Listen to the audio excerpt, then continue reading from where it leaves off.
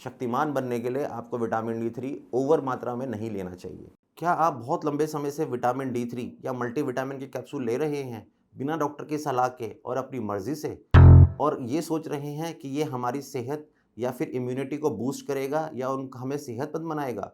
तो आप रुक जाइए। क्या आप जानते हैं विटामिन डी 3 को बहुत ज़्यादा लेने से शरीर को नुकसान भी हो सकता है? कोविड के बाद एक बहुत ही अच्छी चीज़ हुई। हमें एक चीज़ समझ में आनी शुरू हुई कि जिसके पास है इम्यूनिटी वो ही है शक्तिमान। तो सब ने ये सोचने का सोचा और सब ने ये करने की कोशिश करी कि इम्यूनिटी को कैसे बढ़ाया जाए। तो अब एक बंदे ने सलाह दी कि काढ़ा पीजिए, पर काढ़ा बनाना कितना डिफ़िकल्ट है और दूसरी चीज़ उसका टेस्ट यैक। तो फिर हमने कहा नहीं, ये तो नहीं हो पाएगा।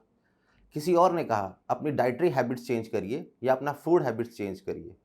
फूड हैबिट्स लौकी, तोरी, टिंडे, उसके मुकाबले पिज़्ज़ा, बर्गर और मोमो कहाँ हमारी वेजिटेबल्स टिक पाती। हमने कहा ये भी नहीं हो पाएगा।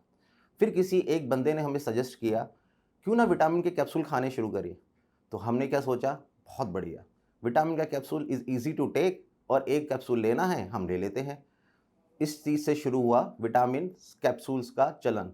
आज की डेट में अगर हम देखें तो हर किसी की लाइफ में विटामिन के कैप्सूल्स का एक पार्ट बन गई है या फिर वो लाइफ का एक पार्ट बन चुका है, या फिर डाइट के साथ साथ हम विटामिन ज़रूर ले रहे हैं। स्पेशली यंग किड्स और जो ओल्डर पीपल हैं उनको तो मेरे ख्याल से हर कोई ही विटामिन का कैप्सूल सजेस्ट करता है या वो विटामिन लेते हैं। पर कभी हमने ये जानने की कोशिश करी कि किस पेशेंट को या किस व्यक्ति को कितने विटामिन की ज़रूरत है और कौन से विटामिन की ज़रूरत है? हम तो ब्लाइंडली कोई भी विटामिन की कैप्सूल लेते हैं और खाना शुरू कर देते हैं। फ्रेंड्स, तो आज इसी टॉपिक पे अब हम बात करेंगे। मेरा नाम है डॉक्टर संकल्प पांडे, मैं सीनियर ऑर्थोपेडिक सर्जन हूँ और आज हम बात करने वाले हैं विटामिन डी 3 टॉक्सिसिटी के बारे में। अब इस टॉपिक से रिलेटेड जो आज हम टॉपिक डिस्कस करेंगे वो है विटामिन डी 3 टॉक्सिसिटी होती क्या है, विटामिन डी 3 टॉक्सिसिटी होती क्यों है, और हम डिस्कस करेंगे कि विटामिन डी 3 की टॉक्सिसिटी से डील कैसे करें और विटामिन डी 3 टॉक्सिसिटी से रिलेटेड कुछ मिथ्स। तो फ्रेंड्स, सबसे पहले ये जानते हैं विटामिन डी 3 टॉक्सिसिटी होती क्यों है या विटामिन डी के एक्सेस या ज़्यादा लेने से क्या प्रॉब्लम आएगी। फ्रेंड्स, सबसे बड़ी बात तो ये है कि हमें ये समझना होगा कि हर चीज़ जो हमारे बड़े बुजुर्ग हमें सिखाया करते थे कि दर पे होनी चाहिए या everything in limit is good, किसी भी चीज़ का एक्सेस प्रॉब्लम ही देगा। इसी तरीके से कुछ विटामिन्स वाटर सॉल्युबल होते हैं और कुछ विटामिन्स फैट सॉल्युबल होते हैं। जो विटामिन्स फैट सॉल्युबल होते हैं वो होते हैं ए, डी और ई, और जो वाटर सॉल्युबल होते हैं वो होते हैं बी और सी। फैट सॉल्युबल विटामिन का मतलब ये हुआ कि ये शरीर में जाते हैं और शरीर में ही जमा होते जाते हैं, जबकि बी और सी जो होते हैं वो वाटर सॉल्युबल होते हैं और पेशाब के रास्ते पेशाब के थ्रू बाहर निकल जाते हैं। तो इनका एक्सेस लेने से या ज़्यादा लेने से कोई प्रॉब्लम नहीं आएगी। लेकिन ए, डी और ई जो है, being a fat soluble vitamin, वो शरीर के अंदर इकट्ठा होते चले जाएंगे और उसकी वजह से विटामिन डी की टॉक्सिसिटी होने के चांसेस बढ़ जाएंगे।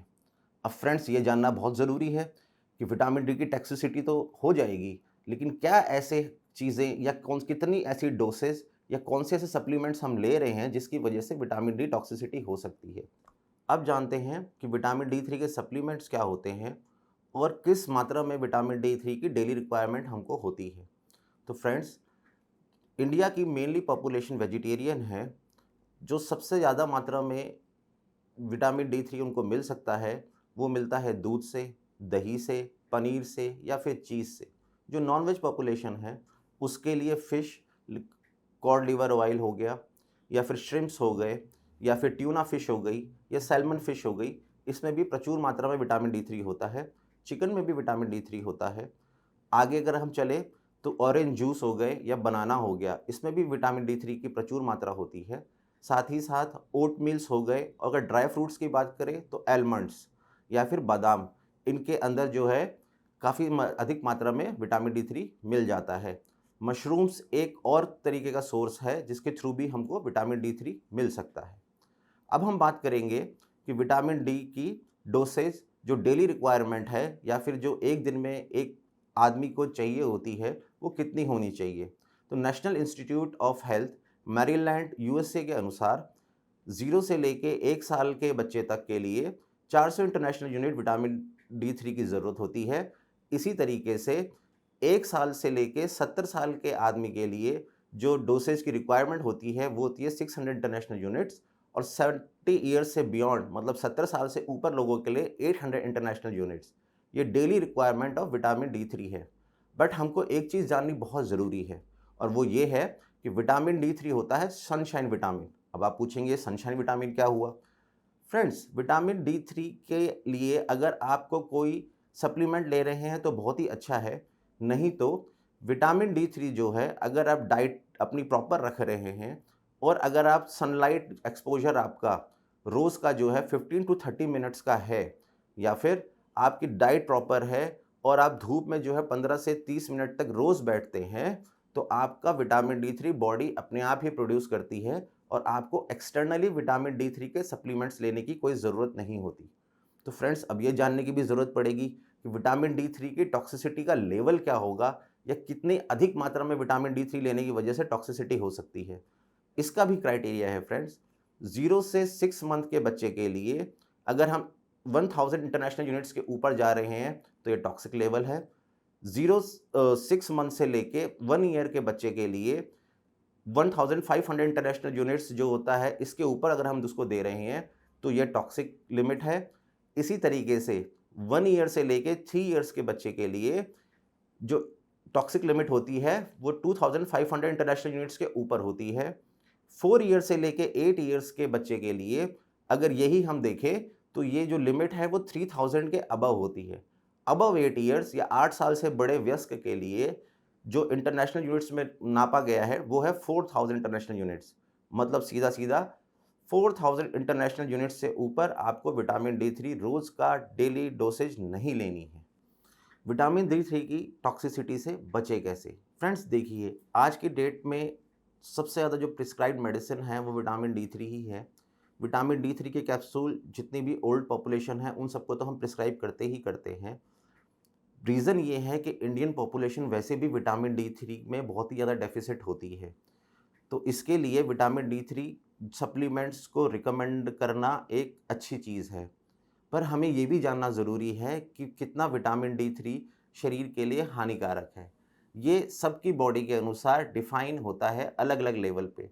हो सकता है कि आपको विटामिन D3 की डेफ़िशिएंसी हो, तो इसको आपका डॉक्टर ज़्यादा अच्छे से बता पाएँगे। तो जब भी विटामिन D3 की आप शुरुआत करें, या जब भी विटामिन D3 के कैप्सूल लेना या फिर सप्लीमेंट्स लेना शुरू करें, मेरा कहना ये है कि हमेशा जाके अपने डॉक्टर से सलाह-मशवरा करें। जिस डोसेज में वो आपको बताएँ, उसी डोसेज में लीजिए, और साथ ही साथ जिस ड्यूरेशन के टाइम पे वो बताएँ, उसी ड्यूरेशन पे लीजिए। इसमें अपनी तरफ से एडिशन मत करिए, या ओवर द काउंटर जिसे हम कहते हैं सीधे जाके केमिस्ट से दवाई खरीद लेना, ये वाला काम मत करिए। Vitamin D3 being a fat soluble vitamin इकट्ठा होता रहेगा, और एक स्टेज ऐसी आएगी कि आपको पता भी नहीं लगेगा, उसकी टॉक्सिसिटी शुरू हो जाएगी। अब फ्रेंड्स ये जानते हैं कि विटामिन D3 की टॉक्सिसिटी के सिम्पटम्स क्या होंगे, या आपको पता कैसे चलेगा कि विटामिन D3 की टॉक्सिसिटी हो रही है। सबसे पहला तो होता है न्यूरोलॉजिकल सिम्पटम्स या दिमाग से रिलेटेड सिम्पटम। एक मेंटल कन्फ्यूजन होना शुरू हो जाएगा, मूड स्विंग्स होने शुरू हो जाएंगे। इसके बाद हम आते हैं GI सिम्पटम्स। मुंह सूखना शुरू हो जाता है, पेट में दर्द होना शुरू हो जाएगा, कॉन्स्टिपेशन शुरू हो जाएगा, नोज़िया या वॉमिटिंग होनी शुरू हो जाएगी, और सीवियर केसेस में जब विटामिन D3 की वजह से कैल्शियम जो है पैनक्रियाज में डिपॉजिट होने लग जाए, उस केसेस में पैनक्रेटाइटिस भी हो सकती है। अब इसका तीसरा पार्ट लेते हैं, वो आता है किडनी पे क्या असर पड़ेगा। किडनी में फ्रेंड्स पॉलीडिप्सिया और पॉलीयूरिया होना शुरू हो जाएगा। अब ये पॉलीडिप्सिया क्या होता है? पॉलीडिप्सिया होता है बहुत ज़्यादा प्यास लगना या बार-बार प्यास लगना, और पॉलीयूरिया होता है बार-बार पेशाब आना। अब हम बात करेंगे कि क्या विटामिन D3 की वजह से कुछ और किडनी में प्रॉब्लम्स भी हो सकती है। हाँ फ्रेंड्स, एक प्रॉब्लम ऐसी है जो बहुत ही मेंशन करने योग्य है, और वो है किडनी के स्टोन्स। अगर आपको विटामिन D3 की टॉक्सिसिटी हो रही है, या विटामिन D3 बहुत ज़्यादा है शरीर में, इसकी वजह से हाइपर कैल्सीमिया हो सकता है। हाइपर कैल्सीमिया का मतलब होता है शरीर में नॉर्मल कैल्शियम जो ब्लड के अंदर होता है, वो होता है 8 मिलीग्राम पर डेसीलीटर से लेके 11 मिलीग्राम पर डेसीलीटर तक।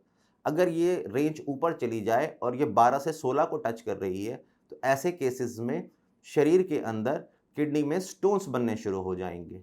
तो ये सारे हैं लक्षण जानने के कि विटामिन D3 टॉक्सिसिटी हो रही है कि नहीं हो रही है। इससे पहले कि मैं विटामिन D3 से रिलेटेड मिथ्स के बारे में आपसे बात करूं, फ्रेंड्स ऐसी ही इम्पोर्टेंट हेल्थ इन्फॉर्मेशन जानने के लिए मैं आपसे रिक्वेस्ट करूंगा कि हमारे वीडियो को लाइक करें, शेयर करें और हमारे चैनल को सब्सक्राइब करें। फ्रेंड्स अब हम बात करते हैं विटामिन D3 से रिलेटेड कुछ मिथ्स की। Myth number 1, the more the better, या फिर ज़्यादा बहुत ही अच्छा।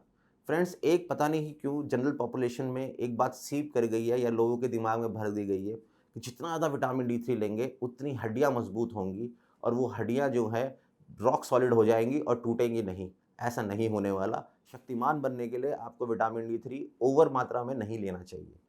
दूसरा पॉइंट, क्या मैं धूप में बहुत ज़्यादा समय तक रहता हूँ तो क्या मुझे विटामिन D3 टॉक्सिसिटी होती है?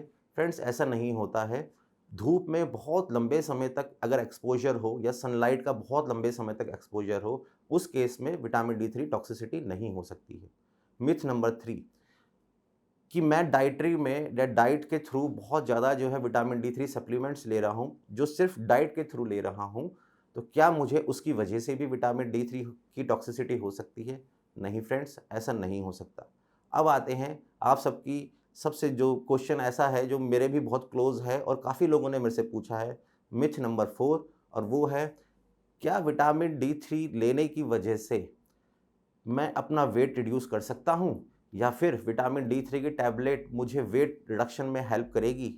फ्रेंड्स आपको ये जानकर बड़ी हैरानी होगी कि ऐसा कुछ नहीं होने वाला है।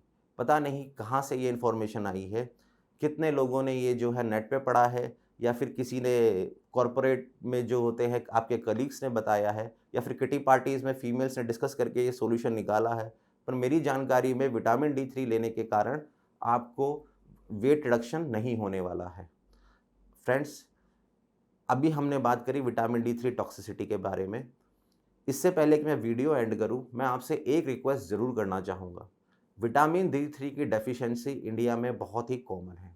इस वीडियो के माध्यम से मैं ये नहीं कहना चाहूँगा कि आप विटामिन D3 के सप्लीमेंट्स ना लें। विटामिन D3 बहुत ही इंपॉर्टेंट विटामिन है शरीर के लिए। आपको विटामिन D3 लेना चाहिए मेरे हिसाब से। लेकिन आपको एक चीज़ और याद रखनी चाहिए कि जब भी विटामिन D3 लें, अपने डॉक्टर के प्रिस्क्राइब करे हुए प्रिस्क्रिप्शन के थ्रू ही लें। उसकी जो लिखी हुई डोसेज है उतनी ही लें और जितनी ड्यूरेशन पे बताया गया है उतनी ही लें। स्पेशली जो माएँ होती हैं उनसे मेरी रिक्वेस्ट है, अपने बच्चे के लिए प्यार जो है दूसरे फॉर्म में दिखाएं, इंस्टेड कि उनको विटामिन D3 ज़्यादा खिलाएं। ओल्ड एज पॉपुलेशन के लिए मैं बोलूँगा, आपकी हड्डियाँ ऑस्टियोपोरोसिस है तो उसके लिए बहुत डिफरेंट तरह की दवाइयाँ होती हैं। सिर्फ विटामिन D3 खाने से हड्डियाँ मजबूत नहीं होने वाली है। फ्रेंड्स इससे पहले कि मैं वीडियो एंड करूं, अगर आपका कोई भी सवाल जो बोन हेल्थ से रिलेटेड है या बोन से रिलेटेड कोई भी प्रॉब्लम है, कोई भी समस्या है और आपको जानना है उसके बारे में कुछ जानकारी चाहिए, तो कमेंट बॉक्स में प्लीज़ कमेंट करिए या फिर जो स्क्रीन पे नंबर दिया हुआ है, इस नंबर से आप हमारे साथ डायरेक्ट संपर्क भी कर सकते हैं। मैं इंश्योर करूँगा कि आपकी प्रॉब्लम्स का सॉल्यूशन हम कमेंट बॉक्स में या आपको पर्सनली मैसेज करके ज़रूर सॉल्व करेंगे। Thank you.